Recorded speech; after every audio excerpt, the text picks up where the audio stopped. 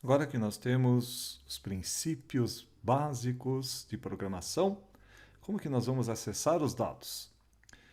Existem várias formas de você acessar os dados. A maior parte dos órgãos públicos costumam disponibilizar em um formato que você faz download. Nós vamos aprender no curso como acessar um arquivo CSV, como abrir o arquivo, como interpretar as colunas, etc. Hoje nós vamos acessar dados online da internet. E a forma mais fácil de acessar um dado online é através de uma API. A API é um balcão de padarias. Você chega lá, eu quero 10 pãezinhos e 100 gramas de mortadela, e o balcão, uma pessoa vai lá e traz e monta um pacote para mim. Então nós vamos acessar aqui um site chamado educaçãodadosabertosbr.com.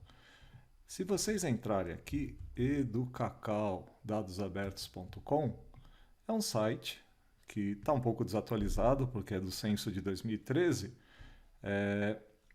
Você clicar aqui, você tem a opção API. Então, nessa opção API, você sabe como que é. Isso é chamado de endpoint, né? Você sabe quais são as informações que você tem, como acessar e como que é a resposta. Baseado nesse formato aqui, por exemplo, se você colocar API Escolas Busca Avançada, ele te dá o menu de coisas possíveis das escolas, né? A escola, se tem água, se tem alojamento, se tem chuveiro, isso aí são dados do censo, né? E como acessar.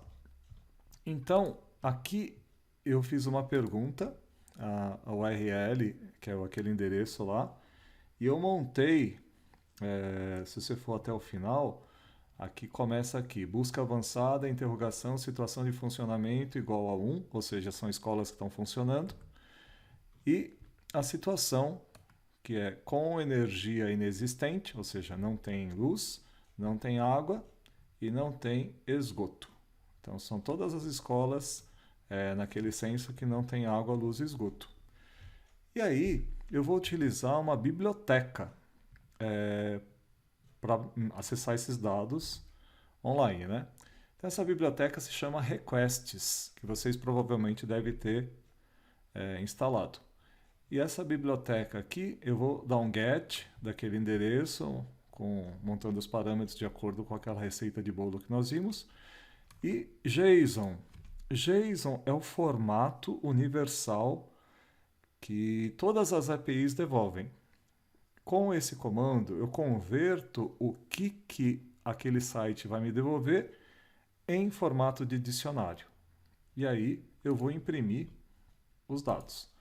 Se vocês derem um Shift Enter, vai demorar, porque ele está acessando a internet, e a minha internet aqui em Campos do Jordão é lenta pra caramba. Enquanto isso, eu vou explicando mais algumas coisas aqui. Opa, já voltou. Beleza. Se não voltar para vocês, é provavelmente algum problema de conexão, porque esse site de vez em quando ele fica meio lotado e não volta. Então, olha que absurdo. Nesse censo, em concreto, nós temos 968 escolas no Brasil em funcionamento, que não tem água, não tem luz e não tem esgoto. Então, a criança ela não tem onde fazer as necessidades, a escola só pode funcionar durante o dia. Eu fiz essa pergunta para uma jornalista da Folha, na época do se canta ou não canta o hino nacional.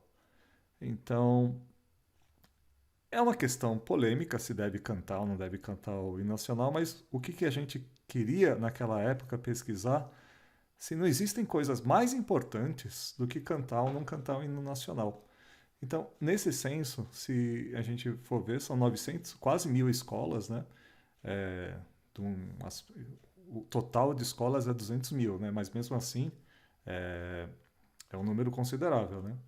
E no censo do ano retrasado, do ano passado, do ano retrasado, 2018, que foi o último, ainda você vai ver que são 800 e poucas escolas que não têm água, não têm luz e não têm esgoto.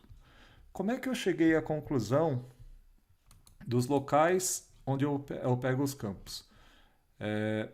Se você for aqui, ó, tem um exemplinho no final. Na hora que você clica nesse exemplo, ele vai fazer a chamada no site e vai te devolver a resposta no seu próprio navegador. A pergunta que ele fez são as escolas em funcionamento que não tem luz, não tem água e tem cozinha. É uma pergunta assim. Ele quis fazer essa pergunta como exemplo. Então aqui voltou tudo bonitinho. No navegador de vocês provavelmente vai virar um salsichão. Então vocês precisam instalar no navegador uma extensão chamada JSONView. Essa extensão tem no Chrome, tem no Firefox. Ela permite que apareça bonitinho aqui. E aí você sabe que na hora que você clicar aqui, deixa eu colocar isso aqui em modo full para vocês verem aqui.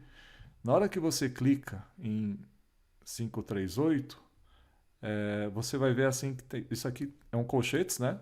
Então quer dizer que é uma lista. E para acessar o primeiro elemento da lista é 0, né? Toda lista ela começa, a primeira posição é um colchete 0, que é a primeira posição. E depois você tem uma outra lista dentro, na segunda posição, e cada uma das posições tem alguns dados aqui, e aqui você sabe quais são os campos para você poder acessar os dados. O que eu fiz? Aqui no meu... eu peguei o nome, o código da escola, a cidade, o estado e a região. Ok? Mas isso aqui é só um exemplo para vocês entenderem como é que funciona uma chamada de API.